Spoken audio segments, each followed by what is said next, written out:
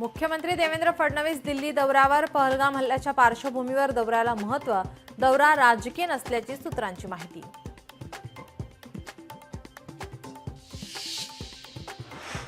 उपमुख्यमंत्री अजित पवार आज बारामती दौऱ्यावर, यावेळी ते इंदापूरच्या श्री छत्रपती कारखान्याच्या प्रचाराचा करणार शुभारंभ।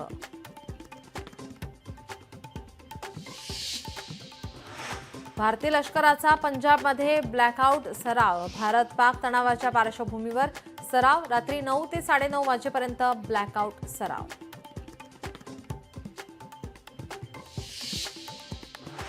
तुळजाभवानी मंदिर संस्थानकडून देण्यात येणाऱ्या व्हीआयपी दर्शन पासची चौकशी करण्यासाठी 5 जणांची समिती गठीत, दिवसात अहवाल सादर करण्याचे जिल्हाधिकाऱ्यांचे निर्देश।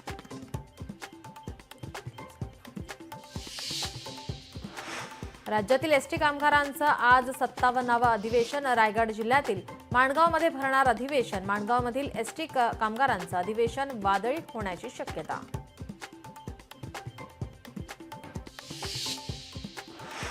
राज्यातील 2997 प्रकल्पात अवघे 33% पाणी शिल्लक। 3015 गावांची तहान टँकर्सवर। तापमानामुळे पातळी आणखी कमी होण्याची शक्यता।